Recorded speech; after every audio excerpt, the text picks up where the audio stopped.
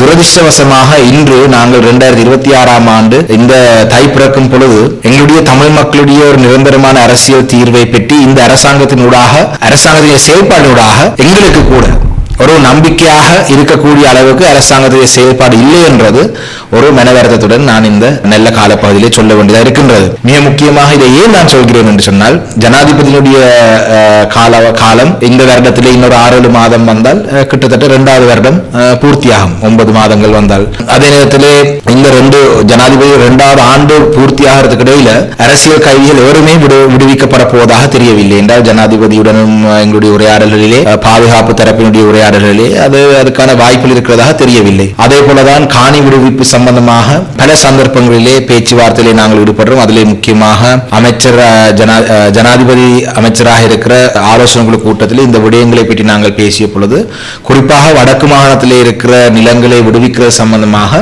எந்த இணக்கப்பாடும் எட்டப்பட்டதாக தெரியவில்லை. இன்று வரைக்கும் சில பாதைகள் மாத்திரம் திறக்கப்பட்டு பாதைகளையும் கூட 7 மணிக்கு பிறகு பயன்படுத்த முடியாத நிலை மயிட்டி பிரதேசங்களில் எல்லாம் இருக்கின்றது என்றது ஒரு கவலையான ஒரு விடயம். அதே போலதான் நிரந்தரமான தீர்வுகள் எங்களுடைய அண்மையிலே நடந்த மாவட்ட அபிவிருத்தி குழு கூட்டத்திலே பெரிய சர்ச்சை ஏற்பட்டது. இரண்டால் 34 விடயங்கள் நான் தொடர்ச்சியாக முன்வைக்கிற விடயங்கள், அதிலே முக்கியமாக ஃபாரஸ்டோட சம்பந்தப்பட்ட விடயங்கள், தொல்பொருளோடு சம்பந்தப்பட்ட விடயங்கள், மகாவலியோட சம்பந்தப்பட்ட விடயங்கள். இந்த மாவட்டத்திலே கூட ஒரு 1.5 வருடமாக கூட்டங்கள் நடத்தி எந்த ஒரு முன்னேற்றமும் இல்லை. அதிலே காணொலிகளை பார்த்தால் உங்களுக்கு தெரியும். மகாவலி சம்பந்தமாக போன கூட்டத்திலே இணக்கப்பாடு இருக்கின்றார்கள், இந்த கூட்டத்திலே புதிய அதிகாரிகள் வந்து இணக்கப்பாடு இல்லை என்றார்கள்.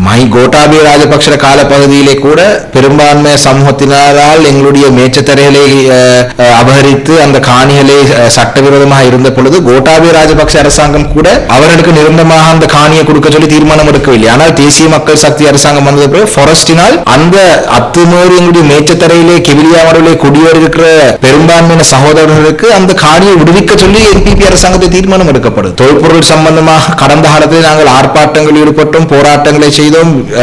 விக்ரமநாயக அமைச்சர் அவர்கள் குசலான மலைக்கு வந்த பொழுது அவரை வழியை மறித்து அவரை நாங்கள் நடையிலே திருப்பி அனுப்பினோம். ஆனால் இந்த அரசாங்கம் வந்த பிறகு தமிழ் அதிகாரிகளை நியமித்து தமிழ் அதிகாரிகளை வைத்து தொல்பொருள் திணைக்களம் என்கிற பிரதேசங்களில் என்கிற 600க்கு அதிகமான இடங்களை தங்களுடைய கைவசம் இருக்கிறதுக்கான நடவடிக்கை எடுத்து எங்களுடைய தவிசாளர் எங்களுடைய பொதுமக்களை நீதிமன்றத்துக்கு முன்னிறுத்துகிறார்கள் இதற்கு எதிர்ப்பு தெரிவிக்கிறதுக்கு. அப்ப இவ்வாறாக மட்டக்களப்பில் இருக்கிற உதாரணங்கள். அப்ப இப்படியான ஒரு நிலையிலே புதிய பயங்கரவாத தடுப்பு சட்டம் என்ற ஒன்றை கொண்டு வந்து அந்த பயங்கரவாத தடுப்பு சட்டத்தினூடாக என்ன எந்த அளவு மோசமான நிலைக்கு எங்களுடைய கருத்து சுதந்திரம் போகின்றது என்று தெரியாத நிலைக்கு போய் கொண்டிருக்கின்றது. அப்ப இப்படியான ஒரு நிலையிலே உண்மையிலே நல்லாட்சி கால பகுதியிலே சம்பந்தனையாளர்களாவது அடுத்த பொங்கலுக்குள்ள தீர்வு என்று சொல்லக்கூடிய அளவில் இருந்தது. இந்த அரசாங்கத்தின் கீழே எந்த ஒரு தமிழ் மக்களை பொறுத்தளவிலே இந்த அரசாங்கத்தை பொறுத்தளவிலே ஜனாதிபதியினுடைய சில கருத்துக்கள் மீது வரவேற்க வேண்டும். ஜனாதிபதி அவர்கள் அண்மையிலே யாழ்ப்பாணத்தில் சொல்லியிருந்தார், அன்றாதபுரத்திலே இருக்கும் ஸ்ரீ தலதாமோதி மகாபோதியை தாண்டி தையிட்டிக்கு வந்து பூர்ணை அன்று மத வழிபாடுகளில் ஈடுபட முயற்சி எடுக்கிறவர்கள் வந்து உண்மையிலே இது ஒரு குழப்பம் ஏற்படுத்த முயற்சி எடுக்கிறவர்ன்றதை சொல்லியிருக்கிறார். உண்மையிலே அதை நாங்கள் வரவேற்கின்றோம். ஜனாதிபதியார்கள் ஒரு என்னென்னு சொல்லலாம், ஒரு பயமில்லாமல் இந்த விஹாராதிபதிகளை இந்த பிக்குமாரை பார்த்து பயப்படாமல் அதை அந்த கருத்தை சொல்றார். ஆனா அவர் அந்த போர்டில இருந்து எல்லாரையும் சமனான வாழ்வு சமனாக எல்லாரையும் நாங்கள் பார்ப்போம் என்று சொல்றாரே தவிர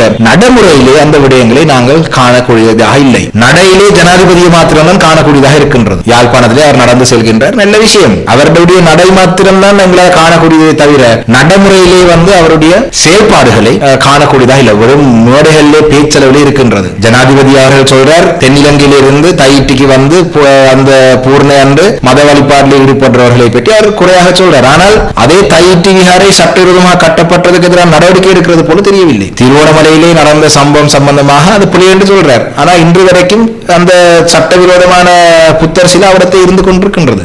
மட்டக்களப்பிலே எங்களுடைய தமிழர் நிலங்களிலே வந்து தொல்பொருள் ஆக்கிரமிப்பு நடக்குது. நாங்கள் இனவாதம் இல்லைன்னு சொல்றார். ஆனா இங்கே அதுக்கு மாறாக நடந்து கொண்டிருக்கின்றது. இதே போலதான் வவுனியா பிரதேசத்தை எடுத்தால் கிவுலயா என்ற திட்டத்தின் கீழே கடந்த கோட்டாபய அரசாங்கம் கூட செய்யாத சில விடயங்களை செய்து தமிழர் நிலத்தை தமிழருடைய விவசாய நிலத்தை முழுமையாக அளிக்க பார்க்கிறார்கள். அடுக்கடுக்காக சொல்லிட்டே போலாம். ஆனால் தமிழ் மக்களை பொறுத்தளவிலே இது வளமையாக வார ஒரு மோகம். இதிலே நாங்கள் ஜனாதிபதிக்கு ஆதரவாகவோ எதிராகவோ நாங்கள் கருத்து வெளியிடுறது வந்து எங்களுடைய எதிர்காலத்துக்காக எங்களுடைய மக்களுக்காக தவிர எங்களுடைய தேவைக்காக இல்லை என்றதை குறிப்பிட்டு இலங்கை தமிழரசு கட்சி எப்பொழுதும் தமிழ் மக்களுடைய இந்த அரசியல் உரிமைக்காக நாங்கள் இந்த ஆண்டிலேயும் எங்களுடைய முழுமையான செயல்பாடுகளை முழுமையான அழுத்தங்களை கொடுத்து, முக்கியமாக மாநசபை தேர்தல் நடத்துவதற்கான அழுத்தங்களை கொடுத்து, எங்களுடைய தமிழ் மக்களுடைய இருப்பை தக்க வைத்துக் கொள்வதற்காகவும் ஒரு நிரந்தரமான அரசியல் தீர்வை அடைவதற்காகவும் எங்களுடைய அரசியல் அபிலாஷைகளை நாங்கள் அடைய வேண்டும் என்றதுக்காகவும் இலங்கை தமிழரசு கட்சி மாத்திரம்தான் தமிழ் மக்களுடைய சார்பிலே செயல்பட்டுக் கொண்டிருக்கிறோம். அதை நாங்கள் சரியாக எங்களுடைய கடமையை நாங்கள் செய்வோம் என்றதை இந்த இடத்தை சொல்ல விரும்புகிறேன். நன்றி.